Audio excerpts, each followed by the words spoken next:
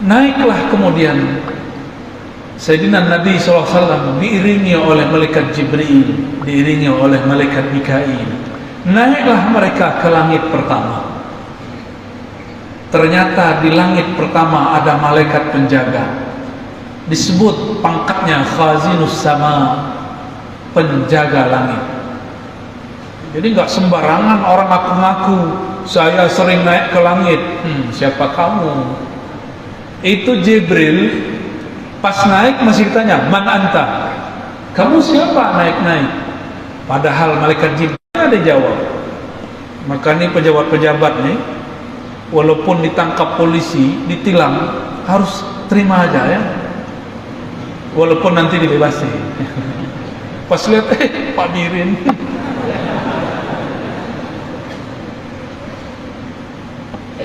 Jangan seperti yang ada di berita-berita itu. Dia bukan siapa-siapa, ngaku anak jenderal. Ya salah. Ternyata jenderal patah sayap, pensiun. Sok-sokan, malah hardik-hardik orang. Itu nggak boleh. Sayyidina Jibril tidak pernah menghardik malaikat yang ada di pintu langit. Tetap mengatakan ana Jibril. Nanya lagi, jadi malaikat itu security langit yang paling saklek. Mending security kita. Apa kata Sayyidina Jibril? Qad bu'itha ilaih, dialah yang diutus. Oh, berarti Muhammad Rasulullah, langsung dihormat. Saya dapat dua kosakata, ulun dan tian.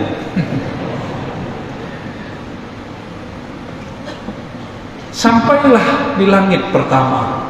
Ternyata di situ ada Nabi Adam alaihissalam. Ada Nabi siapa? Nabi Adam alaihissalam. Di riwayat Bukhari itu tidak disebutkan di mana ini. Cuma di satu riwayat dikatakan ini Nabi Adam di langit pertama. Beliau melihat ke kanan senyum, melihat ke kiri nangis. Bertemu Nabi Muhammad, disapa. Kata Nabi Adam, marhaban bi'idnis salih wa nabiyyis salih. Selamat datang wahai keturunanku yang saleh, wahai Nabi yang saleh. Jadi dua sapaannya, satu sebagai keturunan, satu sebagai Nabi. Kalau sebagai Nabi lebih tinggi pangkat Nabi Muhammad sallallahu alaihi wasallam. Lalu Nabi Muhammad dikabarkan itu yang dilihat beliau, kalau ke kanan itu keturunannya yang masuk neraka disiksa, yang ke kiri, yang ke kanan ke surga. Jangan-jangan ada wajah hantum di sana ya. Pengen yang di kanan apa yang di kiri? Amin ya, amin ya rabbal. Jadi kita ini kalau maksiat, kita sedang membuat sedih kakek kita Nabi Adam. Maka orang yang durhaka kepada Allah, yang maksiat, dia sedang membuat sedih kakeknya, orang tua dari orang tua kita Nabi Adam alaihis. Terjadi lagi taubat segera, jangan diundur-undur. Allah Maha Tawwab. Naik lagi beliau ke langit kedua, bertemu Nabi Isa. Naik lagi ke langit ketiga, ketemu Nabi Yusuf. Naik lagi, naik keempat, ketemu Nabi Allah Idris yang disebutkan dalam Al-Quran, wa rafa'na lahu makanan 'aliyya. Kami angkat baginya tempat yang tinggi. Tempat yang tinggi inilah yang disebut oleh ahlul haqiqah Rifah Ka'bah kedua. Disebut apa? Ka'bah kedua. Itulah pembatas alam malakut dengan alam jabarut. Alam apalagi itu dah terserah Allah lah ya. Dimensi dengan tubuh Nabi Muhammad sallallahu alaihi wasallam. Nabi Muhammad jadi imam, semua nabi 124.000 jadi makmum. Itulah doa setiap nabi di dalam kuburnya, ya Allah jadikan aku umat Muhammad sallallahu alaihi wasallam. Bagaimana caranya? Allah kembalikan ruh mereka sholat di belakang Rasulullah SAW. Maka mustajablah doa semua para nabi. Namun karena arwah para nabi tidak ada reinkarnasi, maka Allah buka bab warasatul anbiya. Jumlah wali-wali besar ada 124.000. Yang sudah wafat salah satunya Abah Guru Sukumpul. Itu salah satu wali besar, wali yang mengenal Allah Subhanahu wa ta'ala. Sampai di langit ketujuh ketemu Nabi Ibrahim. Nabi Ibrahim sedang bersandar di Ka'bah. Ka'bahnya warnanya putih. Setiap hari di sana ada 70.000 malaikat masuk. Kalau mereka masuk tawaf tidak keluar lagi. Luasnya sangat luas sekali. Pahala mereka tawaf mereka berikan kepada orang yang tawaf di muka bumi. Zikir-zikir mereka hadiahkan untuk orang yang beriman di muka bumi. Makanya nanti orang-orang yang haji, umrah, sholat, zikir itu kaget-kaget waktu masuk ke akhirat. Saya nggak pernah beramal begini, kok dapat ini? Itu amalan malaikat yang diberikan kepada kita.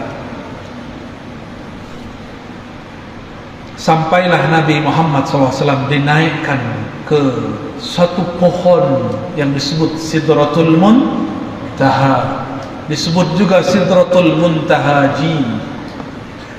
Sidrah Muntaha artinya pohon penghujung. Tidak ada lagi alam ciptaan di atasnya. Sudah habis. Itu pohon punya dedaunan.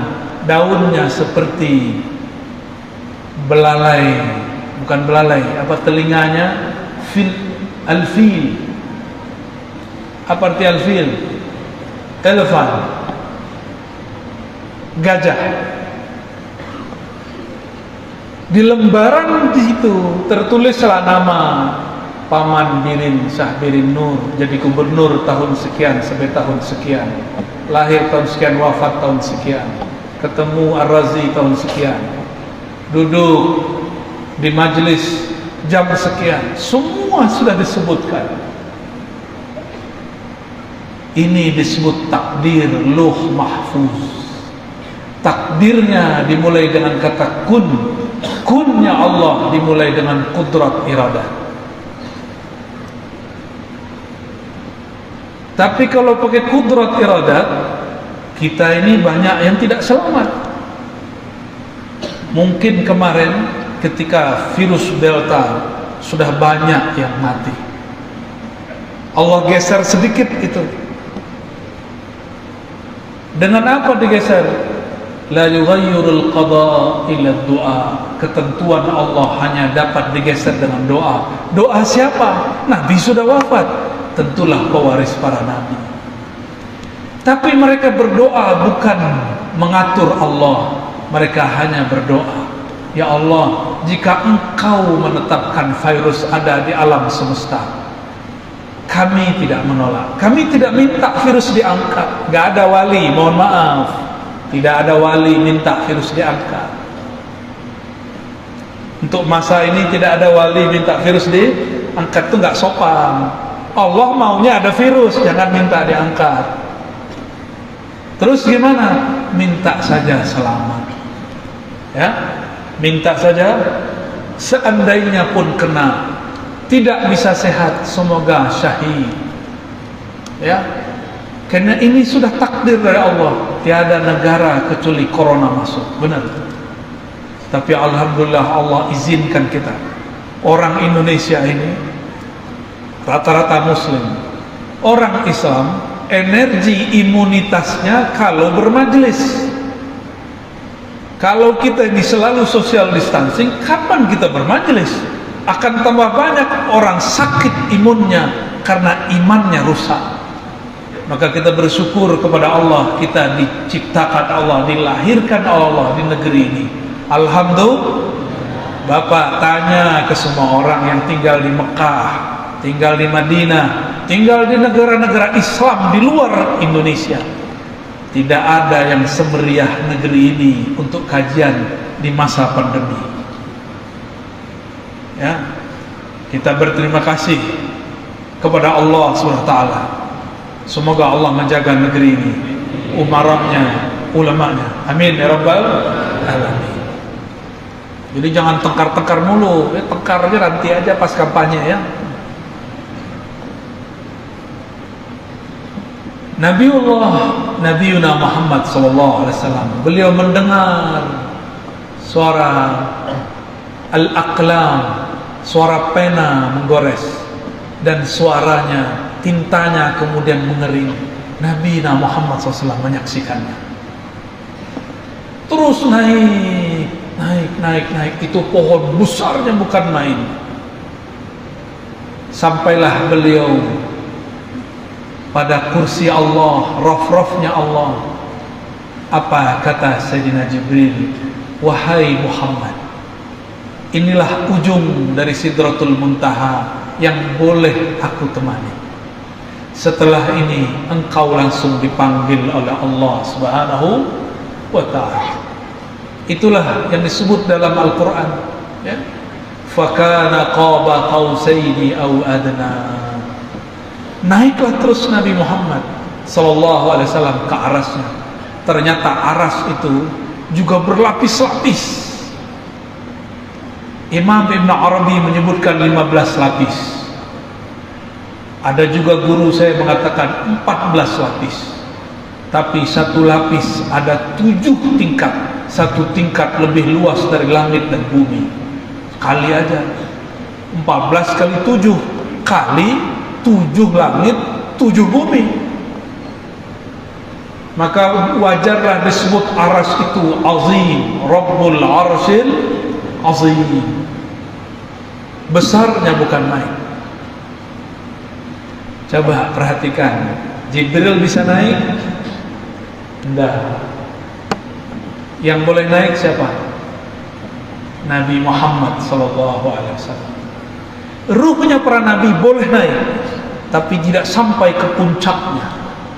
Puncak daripada aras, disitulah Rasulullah sujud, kharra sajida, menerima titah dari Allah 50 sholat. Jadi Nabi Muhammad di sana bukan begini ngeliatin Allah, bukan. Itu kan bayangan anak SD itu ya. Begini, emang berani melihat Allah? Coba ketemu Paman Birin aja berani nggak natap muka dia, adab-adapan? Nggak berani. Kalau saya berani. Lihat sini Paman Birin. Kita ketemu guru yang sangat karismatik, tatap wajah kita nggak berani, kecuali rame-rame begini, ya nggak? Coba berdua nggak berani. Sam'an wa ta'atan. Di sini apa tuh sendi kodauh itu apa di sini? Apa istilahnya? Nggak ada. Pasti ada lah.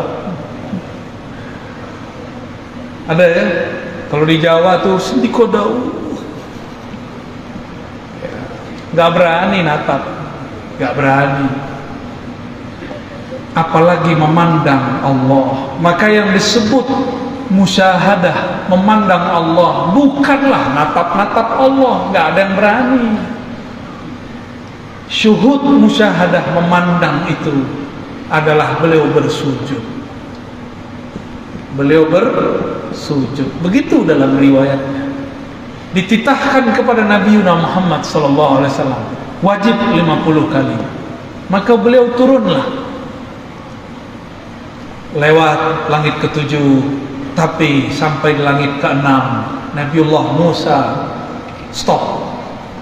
Bro Muhammad, tunggu, aku mau tahu bocoran aras apa. Itu Nabi Musa nggak tahu. Jadi Nabi itu nggak mengerti tingkatan Nabi di atasnya. Sampai begitu. Nabi Musa pun tidak tahu yang terjadi pada Nabi Muhammad SAW. Begitu tingginya makom Nabi kita. Nabi Muhammad pura-pura polos itu. Nabi Muhammad kan biasa Beliau ini pintar memerankan sesuatu. Sampai di langit ke-6 ditanya oleh Nabi Musa, "Hei bro Muhammad, ada pesan apa dari Arasy?" Kata Nabi Muhammad sallallahu alaihi wasallam, 50 sholat. Kaget dia. Hah? 50? Cius. Masa? Nabi Muhammad ini pemalu. Beliau ini asyaddu hayaan, sangat pemalu. Dikasih 50 beliau turun. Nabi Musa kan kalam Allah SWT ada pada dirinya, maka disebut kalimullah. Maka agak berani dikit ngomong. Maka saat Nabi Musa berbicara, itu bukanlah Nabi Musa yang berbicara, tapi Allah lagi sedang berbicara melaluinya. Hei Muhammad, umatku Bani Israel. Allah seakan ngomong, hamba-hambaku Bani Israel. Itu tuh nabinya Musa tidak sanggup, padahal mereka lebih kuat daripada umatmu. Benar ya? Lebih kuat dari kita. Generasi micin, generasi smartphone, generasi rebahan. Tapi ada kekuatan yang gak dipunyai Bani Israel. Kekuatan ngaji lama-lama. Itu hanya ada di umat Nabi Muhammad SAW.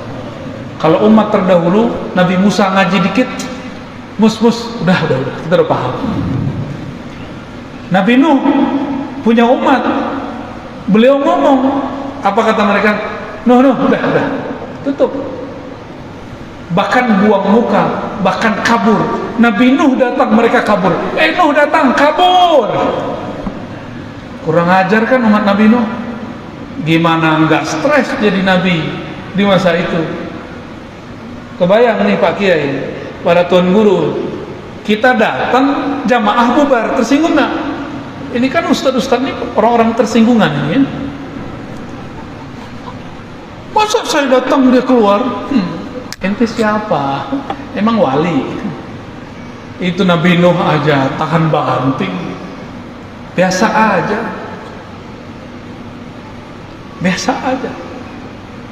Ini kekuatan umat Nabi Muhammad sallallahu alaihi wasallam. Antum cari ke umat sebelumnya, tidak ada yang sanggup duduk lama seperti yang hadir malam ini. Alhamdulillahirabbil. Kita cuma ini modal kita, ngaji. Gak ada lagi, mau modal apa lagi? Sholat gak khusyuk, sedekah gak ikhlas, puasa ngeluh, apalagi haji umroh ria, posting lagi mendengarkan azan di Masjidil Haram. Itu sum'ah tuh. Makanya Allah marah, nggak dibolehin sekarang haji umroh ya. Kita nggak tahu tahun ini haji apa enggak. Seharusnya kita berangkat, nggak jadi berangkat lagi deh ya. Ya sudahlah. Yang penting Allah ridho. Kata Nabi Musa, umatku banyak yang kuat-kuat tapi tidak satu pun sanggup. Udah minta rukhsah, minta dikurangi. Karena yang ngomong itu Allah lewat Nabi Musa, maka Nabi Muhammad naik. Kalau Nabi Musa bin Imran yang ngomong, untuk apa Nabi Muhammad naik? Ini yang jarang diungkap ya. Oh, Allah lagi nitipin kalam lewat Nabi Musa. Ya udah naik. Sampai 5 kali naik. Maka beliau kemudian masih dibilang oleh Nabi Musa, udahlah kalau bisa nggak ada sama sekali. Berarti Nabi Musa ini sayang sama kita, benar nggak? Benar ya? Antum kesal sama Nabi Muhammad, nggak mau naik. Yang terakhir kali, kan kalau perlu nggak ada sholat ya. Kesal sama Nabi Muhammad. Justru Nabi Muhammad sayang sama kita. Sayang gimana? Kalau umatku tidak ada komunikasi dengan Allah 5 waktu saja, maka yang terjadi umatku berhati yang mati. Maka beliau mengatakan, aku malu untuk naik. Ini cara Nabi Muhammad untuk tetap menghargai Nabi Musa. Turunlah sampai di muka bumi. Esok hari diejek. Pendek cerita, saya nggak ceritakan beliau setelah turun. Coba perhatikan, ini kan kajian ma'rifat dalam Isra dan Mi'raj. Kata ulama kita dalam kitab-kitab ilmu ma'rifat, salatul mu'min, as-salatu mi'rajul mu'min. Salat itu mi'rajnya orang yang percaya kepada Allah. Udah mi'raj belum? Belum ya? Akalnya mi'raj. Benar? Akalnya melayang ya? Melayang kemana? Melayang ke rumah, melayang ke perut ya. Belum mi'raj. Maksudnya apa nih salat itu mi'rajnya orang yang beriman? Saya ganti. Salat, as-salatu mi'rajul arifin. Itu yang benar. Salat itu mi'rajnya ahli-ahli ma'rifat.